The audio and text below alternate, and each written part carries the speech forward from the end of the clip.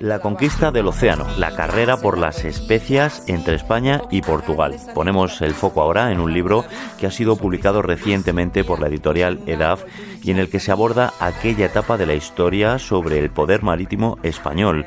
Para que nos cuente más acerca de este ensayo, tenemos hoy a su autor, a David Ramírez Muriana, historiador, escritor y editor. Bienvenido a Españoles en la Mar, David. Hola, muchas gracias por vuestro interés. David, ¿cómo surge la idea de escribir La conquista del océano?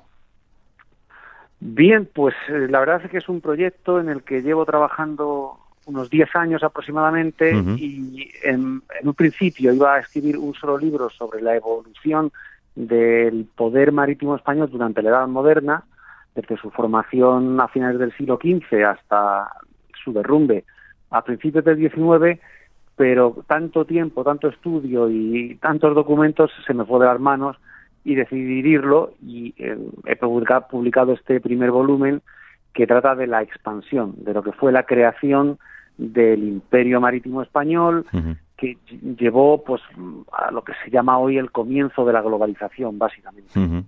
Con lo cual habrá, entendemos, más ensayos, ¿no? Siguiendo un poco en esta línea.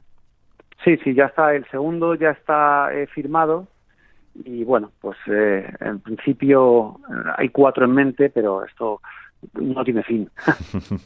Has sido editor durante muchos años, David, has escrito... Sí, soy editor, sí. Este ensayo que está además prologado por el historiador Carlos Martínez Sou.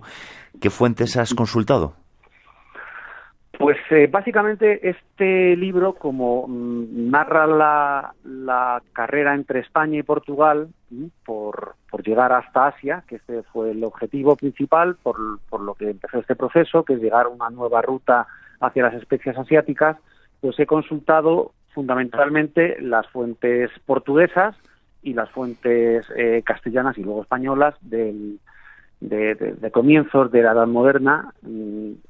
Las españolas fundamentalmente están en el Archivo General de Indias de Sevilla y las portuguesas pues están más distribuidas pues en el Archivo de la Torre de Tombo, en la Biblioteca Nacional, bueno, en muchos sitios. Por fortuna todas estas fuentes, o la gran mayoría, fueron transcritas en el siglo XIX por historiadores portugueses y españoles, con lo cual es mucho más fácil acceder a ellas. Entrando ya un poco en materia, hablamos de las Molucas o el Maluco, como se le conocía a esta zona por aquel entonces, que eran unas islas en las que había intereses de varias potencias, como en este caso españolas y portuguesas. ¿Qué es lo que había allí? ¿Qué tanto comercio suscitaba? ¿Cuáles eran las principales especias que se encontraban en estas islas? Y sobre todo, ¿cuál fue la relevancia del marino Andrés de Urdaneta en el interés de esta zona? Sí, una pregunta muy interesante. O sea, las Molucas, como tú bien has dicho, es un archipiélago. Hoy en día lo forman aproximadamente 30 islas, está en Indonesia. Lo que los portugueses y españoles conocían como el Maluco son 5 archipiélago que son en las que se produce el clavo. El clavo, que es una especie bastante común en cocina y de precio normal, en su momento era posiblemente la especie más cara, porque solamente se producía en estas 5 islas de Indonesia. Al menos eso es lo que ellos pensaban. Y hasta el siglo XVIII, para ellos, solamente obtuvieron clavo en el Maluco. Entonces, era una especia cuyo precio se multiplicaba de una manera descomunal. Ya una vez llegaron los portugueses al Maluco, se calculó que la diferencia de compra entre la compra en el Maluco y la venta en Europa era aproximadamente de precios de un 7.000%. O sea, si tú comprabas mercancía por valor de 1.000 escudos en el Maluco, luego podías venderlo en Europa por 70.000, con lo cual era un beneficio enorme que pues fomentaba la búsqueda de una ruta alternativa a la que había, que en aquel momento estaba dominado por los comerciantes indios y los musulmanes. Este clavo del que hablas prácticamente sería algo así como el oro, ¿no? Pero incluso podría tener hasta más valor. Sí, el clavo era increíblemente caro, como te digo, un beneficio del 7.000%. Era una especia muy exclusiva, que era un capricho de los grupos más poderosos en Europa, y ya te digo que había una ruta prácticamente en monopolio que unía la India con Egipto y luego con Italia, que los venecianos tenían un monopolio con el sultán mameluco de Egipto, y había unos incentivos enormes precisamente por el precio que tenía esa especia de conseguir una ruta alternativa, y es lo que intentaron tanto españoles como portugueses, dando lugar a un proceso de expansión marítima que tuvo como resultado algo muchísimo más importante que simplemente el acceso a esta especia, porque claro, lo que provocó fue prácticamente un cambio geopolítico mundial.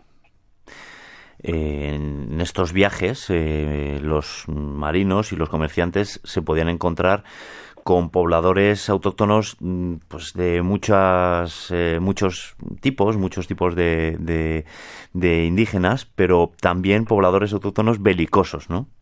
Sí, claro. Estos viajes eran unos viajes durísimos. En primer lugar, debemos tener en cuenta que los barcos de finales del siglo XV y principios del siglo XVI eran barcos pequeñísimos. No sé si tenéis en mente cómo puede ser, por ejemplo, ahora mismo hay una réplica navegando, la réplica de la nao Victoria, y son barcos muy pequeños en los que iban hacinadas pues varias decenas de marineros, 70, 80, depende un poco del tamaño del barco, iban en muy malas condiciones. Estos hombres se pasaban meses metidos en estos barcos, los alimentos frescos solamente duraban al principio del viaje, como es normal, y el resto del viaje se estaba con alimentos salados, con alimentos ahumados, cada vez más escasos, faltaban vitaminas, esta gente pues contraía el escorbuto, unas condiciones terribles, por supuesto, sin contar que los barcos estaban llenos de ratas, de insectos, todo en unas condiciones higiénicas lamentables, y como tú muy bien dices, con los peligros añadidos de que ibas a sitios en los que no conocías, de primera no conocían ni siquiera el sitio, llegabas a sitios que eran nuevos para los europeos no tenían ni idea de la existencia de estos sitios, porque claro, en este proceso se encontraron pues con un nuevo continente que fue América, con un nuevo océano que fue el Océano Pacífico, con el sur de África que tampoco lo conocían los europeos, y en todos estos puntos, pues como tú muy bien dices, había pueblos con los que debían muy a menudo de luchar, y eso se unía pues eso a las terribles condiciones de viaje, se unía el tener que estar constantemente luchando contra gente que en principio no quería que estuvieras allí porque te consideraban, claro, como un invasor. Además, en el libro realizas, David, un compendio de las principales motivaciones que tanto de España, haciendo un breve repaso histórico de sus circunstancias, como las de Portugal. Pero, ¿cuándo podríamos fechar esta carrera por las especias? Pues mira, a mediados del siglo XV, tanto Portugal como Castilla, en este caso era Castilla solo, porque todavía no estaba unida con Aragón, intentaron extenderse por el Océano Atlántico, que era un océano todavía bastante desconocido. Intentaron extenderse sobre todo para ir conquistando puestos en la costa africana, el norte de la costa africana, y en las Islas Canarias, Azores, que se estaban descubriendo en estos momentos, ¿no? Lo que pasa es que Castilla tuvo que retirarse por la inestabilidad interna, las guerras civiles, y dejó esta exploración para Portugal porque tiene una situación más estable interiormente. Portugal hizo un avance muy sistemático por la costa oeste africana hasta intentar bordear el sur de África, que no sabían si se unía el Atlántico con el Índico, pero suponían que sí. Y a final del siglo XV, Castilla, pues con lo que todos conocemos, que es la llegada de Colón, su insistencia en que le pagaran una expedición para llegar a Asia a través de una ruta diferente a la portuguesa, en este caso atravesando el Atlántico hacia el oeste, pues fue cuando ya España, porque ya estaban unidas las coronas de Castilla y Portugal, se incorporó plenamente a esta carrera. Entonces, en el libro se va narrando de forma simultánea los avances de ambos países, uno por la ruta bordeando África hasta Asia y otro atravesando el Atlántico primero, encontrándose a América, luego llegando al Pacífico y atravesando el Pacífico hasta que ambos países chocaron en las Islas Molucas, donde se desató una guerra.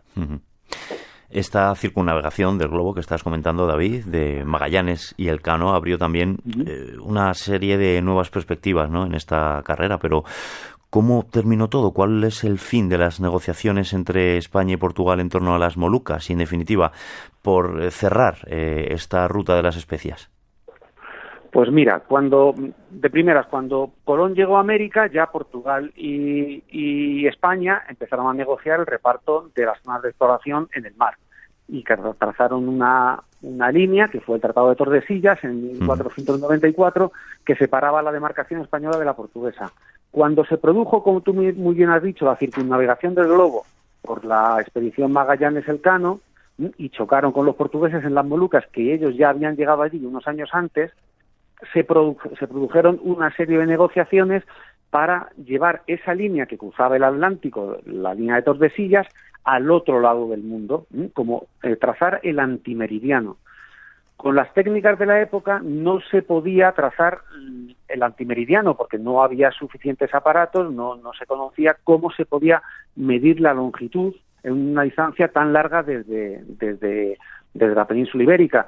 Entonces, pues empezaron unas negociaciones que se basaron en el derecho de posesión y como allí estaban luchando españoles y portugueses, el objetivo era ver quién ganaba esa guerra. Esto llevó al final a un acuerdo entre ambos países y se firmó el Tratado de Zaragoza en 1529 y con este tratado se repartieron el mundo en dos mitades. Por un lado, la mitad portuguesa que iba desde el Tratado de Tordesillas hasta el Tratado de Zaragoza, que abarcaba medio globo, y la otra parte para Castilla, por supuesto esto con la opinión en contra de todas las demás monarquías europeas que negaban el derecho de España y de Portugal de repartirse el mundo. Pues David Ramírez Muriana, autor de este interesantísimo ensayo editado por EDAF, La conquista del océano, la carrera por las especias entre España y Portugal. Muchas gracias por estos minutos en Radio Exterior de España. Saludos y hasta la próxima. Bueno, muchas gracias a vosotros y gracias por el interés.